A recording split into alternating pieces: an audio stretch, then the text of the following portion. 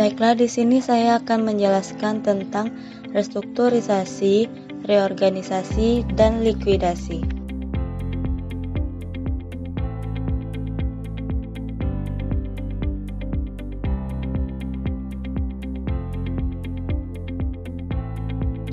Yang pertama yaitu restrukturisasi.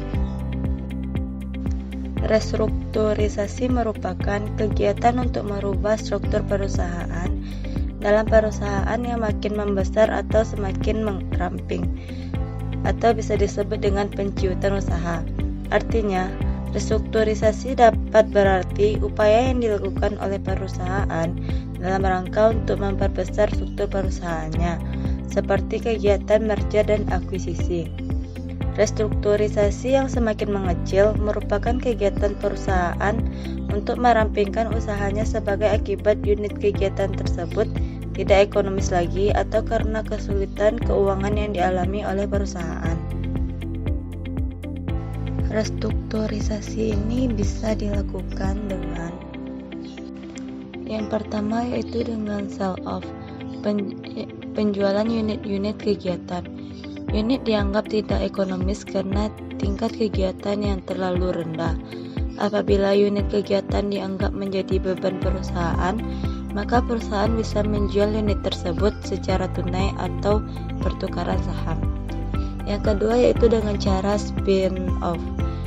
Dilakukan apabila unit kegiatan yang dimiliki suatu perusahaan dipisahkan dan berdiri sendiri menjadi perusahaan baru, dengan alasan perusahaan baru yang terpisah tersebut bisa memiliki manajemen sendiri yang independen dalam mengambil keputusan. Mengurangi beban-beban yang menghimpit perusahaan yaitu dengan yang pertama extension, melalui perpanjangan. Kreditur bersedia memperpanjang masa jatuh tempo hutangnya. Sebagai contoh, hutang yang pada mulanya jatuh tempo dalam 5 tahun, sekarang diperpanjang menjadi 10 tahun. Yang kedua yaitu komposisi atau composition. Komposisi ini dilakukan melalui perubahan nilai hutang lama. Yang ketiga, going private, yaitu perusahaan menarik diri untuk tidak terdaftar lagi di pasar modal. Hal ini bisa dilakukan dengan membeli saham-saham yang sudah dipublish. Yang terakhir yaitu leverage buyout. Perusahaan menarik diri untuk tidak terdaftar lagi di pasar modal atau going private yang dilakukan dengan menggunakan dana pihak ketiga. Selanjutnya kita membahas reorganisasi. Istilah reorganisasi berkaitan dengan aktivitas yang dilakukan oleh perusahaan untuk mampu bertahan diri dan atau memperkecil atau mengurangi skala usahanya agar perusahaan tidak mengalami kesulitan di bidang keuangan dalam situasi ekonomi yang kurang menguntungkan.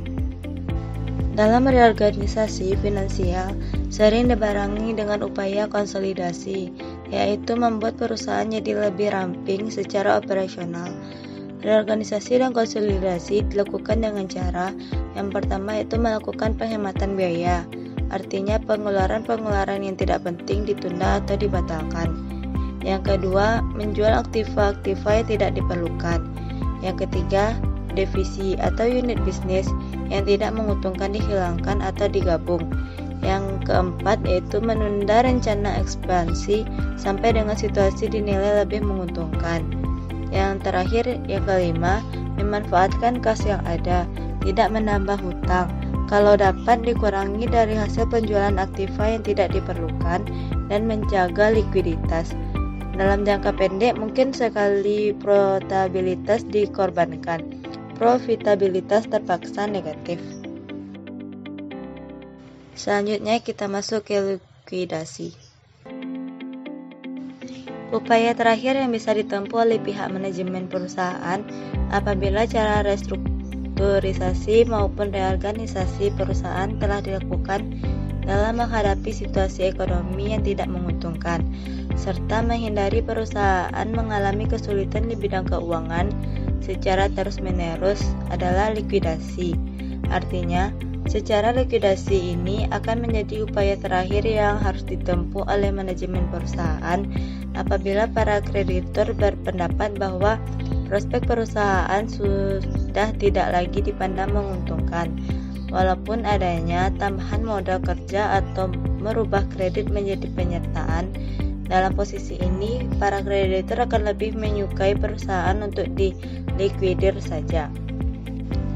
Andai kata cara likuidasi ini sudah menjadi keputusan, maka para kreditur akan sepakat bahwa pembayaran kewajiban perusahaan hendaknya dilakukan dengan cara menguntungkan bagi kedua belah pihak, yakni antara kreditur dengan debitur. Salah satu bentuk penyelesaian kewajiban finansial perusahaan yang harus dipenuhi bisa menggunakan cara composition.